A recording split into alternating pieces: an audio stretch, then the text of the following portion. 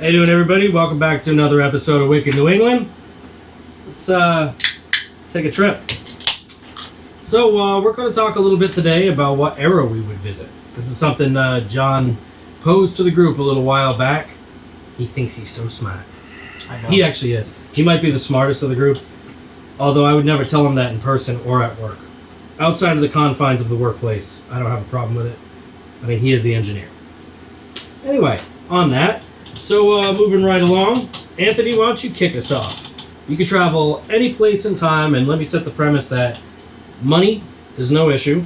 You have an unlimited supply. Do what you want. Okay? An unlimited amount of time. So if you want to go to that era for like a decade, you want to live there forever, just starting from there, you can do that. Or you can just hang out for like a few months, like whatever suits your fancy.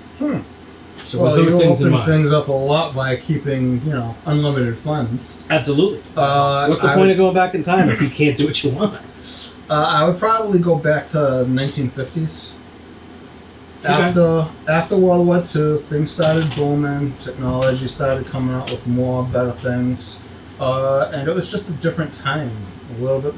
I think everybody felt it was a little bit more easier to live aspect to. And it's not even about the money or anything. I mean, if you're going to give me unlimited funds, oh yeah, I'd get that nice Cadillac. I'd get the Ford Mustang if it came out in that era. But I mean... Mustang was 60s. 64 I know and a that. half. I know that. But that's why I said if it came out in that era. But imagine having unlimited funds and buying a car brand new off the showroom floor where it's considered a classic now, going for $60,000, $70,000 to $80,000, if not the $100,000 mark, for some of these classics. And back then, the price tag on them was what, $5,600? Not Maybe even. No, not even. Because A lot of them we're were actually like going to 2 to talk 3 about grand. a car in mine that actually went brand new for about $3,000. So if you're talking 50s, So I mean, I We're think gonna we're say like talking $1,000. 1,000, 12 to That $1,500 would maybe. be nice. Unlimited funds. So, I especially mean, back then.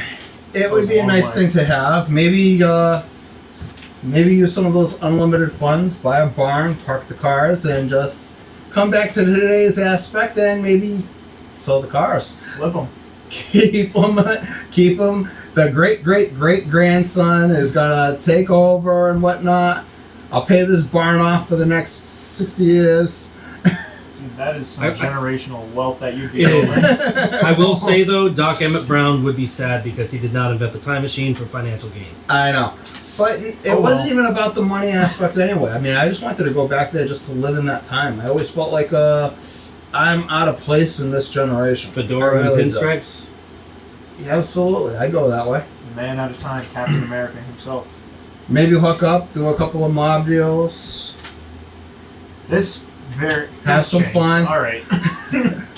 Listen, Coke had actual cocaine in the soda. Realistically, that's it true. did. That's I true. mean, really? In the 50s? it wasn't gone yet. I thought they took that out in like the 1920s. I could be wrong. I don't know. We We'll should have to Google look that up. That's something to know. What you know? What, John? Check it out right Check now, that please. out right now. Hit the Google. When did And Coke to remove think, I was cocaine just from cocaine? randomly picking a dumb subject, and this one mentions the Coke. But yeah, it's mainly because I felt like I was born in the wrong generation, the wrong time. Do we have any results yet? He's looking. The brain is baking, but we're gonna figure it out. Removed the cocaine from its formula around 1903. Okay, so No cocaine in the Coca-Cola. no cocaine. And that's not even what I was looking for. Think about that. No, Anyway. no sex in the champagne room. John doesn't catch that reference, I don't think. I don't think I want to catch that reference. Okay, well, I guess I'm really, really old. Anthony understands as I do, but it's Chris okay. Rock, the other man, still. Sorry. We'll get you caught up with some clips on YouTube. It'll make sense. Yep. Thank you. Okay. So there's that. Moving on, John. Why don't you take us trip down memory lane?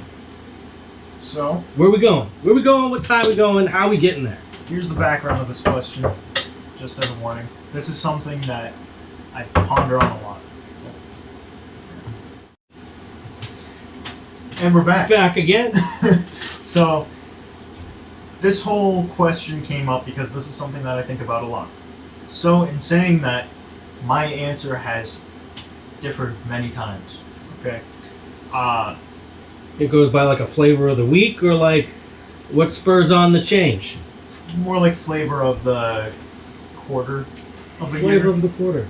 You know, it switches around a lot. However, some people could probably already guess this. My historical era right now, the Wild West. Okay? I actually wrote a little thing, if you will. So, I would try to emulate as many westerns as possible to try and grow a name for myself as a mysterious but overall good fellow who comes into town to help people and leaves when the work is done. Similar to the man with no name, aka the good, from the good, the bad, and the ugly. But do Now- you think you'd live through that era? Would I live through it? Absolutely not. But would I try my best? Maximum effort, hell yes. So here's the deal. Go into town, see what problems are amok, deal with as many as I can, get back on my horse, go to the next town. Now I'm not saying like one town over. I don't want them to know about it. I want to just stroll into random towns, fix some problems, help some people out, maybe hunt down some bad guys, do my thing, go off. And then, if I survive long enough, very big if, because let's be real here, I'm probably dead in the first town, okay? But let's just say I do this enough, I have my fun, I come back. Now, not only am I back with all that experience, but I probably am rocking a pretty cool hat. What more could I need in this world? A bath. Because if you were alive in that era, as you know, you usually only got one of those like once a month. If you were lucky. That's fine. It is what it is. Hygiene is an issue. I'll bring deodorant. I'm bringing it with me. We're going to make it a thing. People don't know what glycol is, but we're going to introduce it to them. Now here's the deal. No. Based on your notes, you put a lot of thought into this. Wild West is cool, though, so I can't hate No. because I love the Wild West. Yeah, I gotta give you that, John. You Love the picked a Wild good. West. You picked a good area to go back to. I just don't know whether or not I would want to take that chance of getting my brains blown out on the street. And let's just say you don't make it to town, because there's a very real possibility of that. If I have to start here and make my way that way, there's a good chance that I'm dying on the way to the Wild West. A very good chance. Technically, anywhere in the West would be considered the Wild West. Yes. Yeah, Back then, so I that's mean, the point. yeah. I mean, like, You could be bit by a rattlesnake, a scorpion. I could be killed. Hunted and Anywhere. tracked down and eaten alive by Native wolves. Americans. But let's just say, Yeah, Native let's Americans. just say I make it. Let's just imagine for a moment. You come back That'd to be town, you're Billy Badass. Hell yeah. Alright, I know you put a lot of effort and thought into your answer, so I'd like to hear it. Alrighty, folks. So I took this one maybe a little too literally. I didn't pick a decade. I didn't pick an era. I literally picked the span of 2 months, and it took a lot of work. But I actually tracked down like different events that were happening in a specific region. Okay, and mind you, I've never been to California. I don't think that I'm really too much of a California person, but that's where my trip's going to take me because that's where all the events kind of were unfolding. Can I just give a little context? Okay. Here's what happened from my end. I proposed this question. We all ruminate on it. I go up to visit Andrew for a moment. And what do I see on his screen? A giant ass spreadsheet of all things that he wants to do. And I think to myself, I'm glad he enjoyed this prompt. Yeah. However, then he starts scrolling. It's not that long a list, okay, folks? Like, let me just hold it up. It's not that long, right? You cut He that hasn't down. I showed know you did. the. He cut it down. I did not cut it down. But This there is in a second fact- page there too. Well, yes. Okay, so first of all, let's just start it out. Basically, I'm taking a road trip to California, starting in December of '73, and we're going to go until February of '74. Okay, but now, granted, this vehicle didn't come out that year, but it would have been easy to obtain in that year. So we're going back to 1973. Okay, and my favorite car in the world, the GTO Judge, 1969. We'll just bring that over there. If my buddy Eric's watching, I know it's your favorite too. Sexy little beast right there. Okay? So that would be my chariot of the gods, if you will, to take my pleasure cruise. And the first and foremost, the way I'm kicking off this thing, December 26th, day after Christmas, Exorcist theatrical premiere. I want to see people throwing up in the aisles. I want to see all the hoopla. You know, that's one movie, if I could go back in time and see the premiere of, it would be that. So I would definitely want to do that. So, Exorcist premiere, we're going to do that in San Francisco, okay? That keeps me close to what's going down for the rest of this. Next up on the list is December 28th, still in San Francisco, Winterland Arena. The Who with Leonard Skinner, because if I'm going back in time, I'm seeing Skinner before the plane crash. You know what I'm saying? I gotta see it. Gotta see Ronnie Van Zant on the stage, raising hell. Gotta do it. See, that would be a fun time. 100%, That would be a man. real fun time. Plus with The Who, I mean, come on. I mean, even though Skinner's the opener, I mean, The Who is awesome too. Moving on after that, we're gonna go New Year's Eve. We're gonna go to the Cow Palace. And, I want to say that's Daly City. I don't know, Daly City, Daly City. Doesn't matter. Allman Brothers Band, Charlie Daniels Band, and the Marshall Tucker Band. All playing together. One concert. It would be sick. Okay? So I guess you guys can kind of see the theme of where this thing's going. We're going to go to a lot of shows. Alright? January 11th, 1974. Iggy and the Stooges. This is at the Bimbo's 365 Club in San Francisco. Then moving on to January 15th, Burbank, California, the Midnight Special. We're going to watch Wishbone Ash, which if you guys don't know who that is, but you like blues in any capacity, make sure you check them out. Amazing guitar, awesome vocals, great songwriting. You know, I feel like they should have been a lot bigger than what they were, but Wishbone Ash, great band. Definitely check them out. And the next one's pretty cool. So, January 18th in Pasadena High School Auditorium. Basically the birth of Van Halen live. Okay, it's like basically one of their first 3 shows done in this high school. Okay, Eddie Van Halen, David Lee Roth, original lineup, just breaking out. How sick would that be to see, right? Just to say you were there at the beginning. And then, you know, bringing it back, the Celebrity Deathmatch episode, right? I want to bring that back a little bit. So then after that, I'm going to take a side detour over to Vegas. We'll go watch Frank Sinatra. Hell yeah. Because you got to catch Frank. I mean, this is the era. He's still going. You know what I mean? He's not out of spunk yet. So Caesar's Palace, Frank Sinatra. And then the next night on the 26th, Elvis Presley. Because if Elvis is alive, how you not going to go? Right? King of Rock. Got to catch him. After that, we're going to move back to San Jose, to the San Jose Civic Auditorium. We'll see Fleetwood Mac in their prime, pre-breakup. So, you know, this was actually before Rumors and all of that. The band was still somewhat together. And then we're going to close it all with one I definitely would have always wanted to see, but Bob Dylan performing with the band. You know, definitely one of my favorite songwriters of all time. Bob Dylan. Man was amazing. Great music.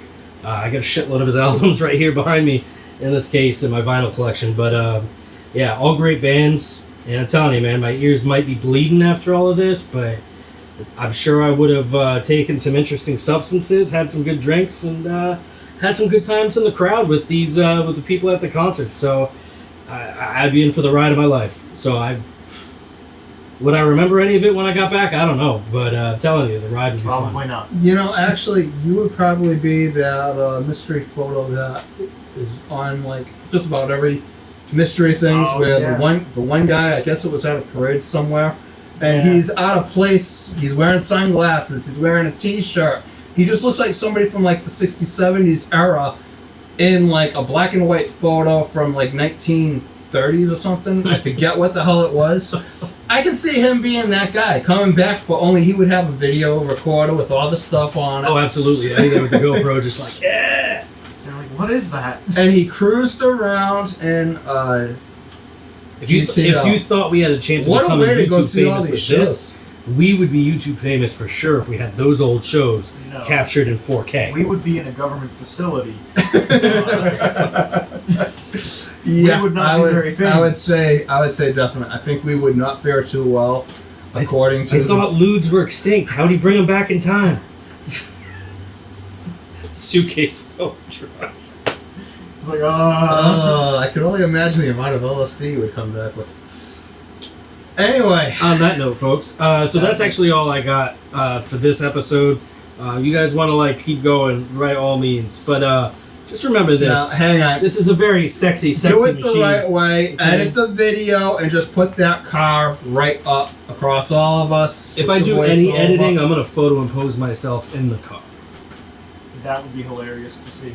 We'll see what I can do. Like, terribly I don't know if my editing photoshopped skills are in. quite there yet. That'd be hilarious. If not, I'll just sit on John and take a photo. Huh? Anyway, okay. I could. And on that note, I made it weird. Andrew, we know your ride.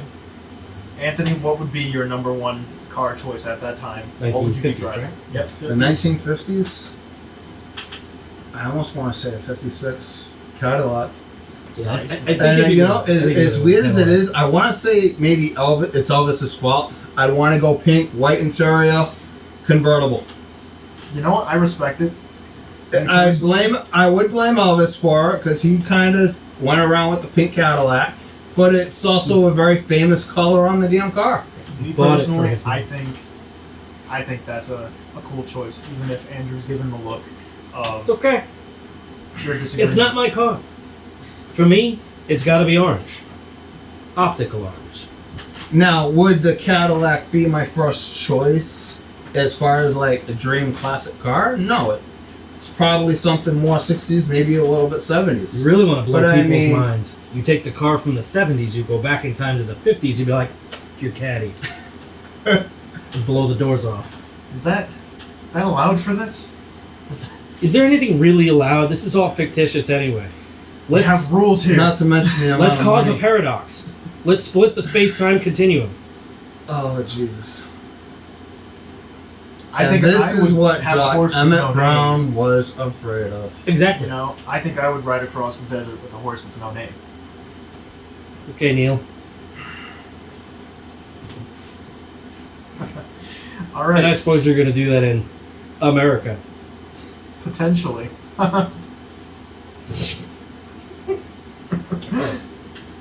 The subtext is getting a little odd. Maybe So- next time we can change this and do this episode again, but we are forced to pick another country. Yeah, let's wait 3 months when I'm on to my next historical obsession. Perhaps. What era would you go to in another country other than the continental United States? We're going to do it a little bit differently. So John spurred on the question of what era would you go to. We're going to keep that. We're going to keep Anthony's idea of the country. We're going to put a little twist on it. I'm going to pick Anthony's country. Anthony's going to pick mine. And John picks... How do we do that? Anyway, we'll figure Why that out. wouldn't we just, I pick Anthony's, Anthony picks yours, you pick mine. Sure, we'll do Because that. I think Andrew then wants to torture me in one And, way or and then I another. also get to Other way kick around. John. Huh? Are you aware of Rochambeau? I don't want to play that. I can't be fooled. Again. Again. All right, folks. This is all we got for this episode. I hope you enjoyed it. It was actually pretty fun for us to record it, and we'll catch you on the next one. Take it Bye, easy. guys.